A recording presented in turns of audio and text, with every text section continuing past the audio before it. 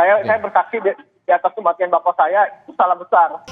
Ia malah memberi saran kepada kami untuk mengejar atau mengambil mobil kita sendiri.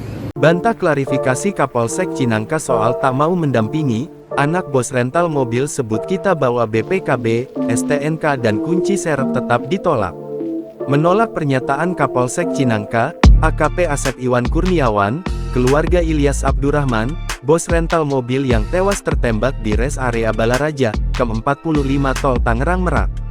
Mengungkapkan ketidakpuasan terhadap klarifikasi Kapolsek yang menyebutkan bahwa mereka tidak mendapatkan pendampingan karena belum ada laporan polisi. Keluarga Ilyas, khususnya kedua putranya, Agam Muhammad dan Rizky Agam S. Tapi langsung dibantahkan oleh ayah saya yang menjadi korban penembakan itu membantah bahwa kita itu pemilik rental langsung dan membawa bukti-bukti kepemilikan mobil. Di BPKB, STNK dan kunci serep pun kita sudah bawa, kita siapkan. Lalu dari Polsek Cinangka dengan berat hati menolak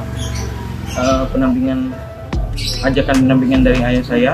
Tugas yang piket pada malam itu, ia menelpon Kapolsek terlebih dahulu, tapi tetap dari Kapolseknya pun tidak mengizinkan untuk pendampingan. Dan dari petugas yang piket malam itu, ia malah memberi saran kepada kami untuk mengejar atau mengambil mobil kita sendiri. Dokumen lengkap terkait kendaraan sewaan yang diduga akan digelapkan disebut Agam telah mereka tunjukkan. Itu pernyataan Kapolsek benar-benar tidak benar itu. Karena kita sudah menunjukkan kita sudah bawa surat. Jadi kayak gak diperlukan, Pak Polisi tidak meminta untuk surat-suratnya. Malah kita menjelaskan ada BPKB, ada STNK, itu pun dihiraukan sebenarnya.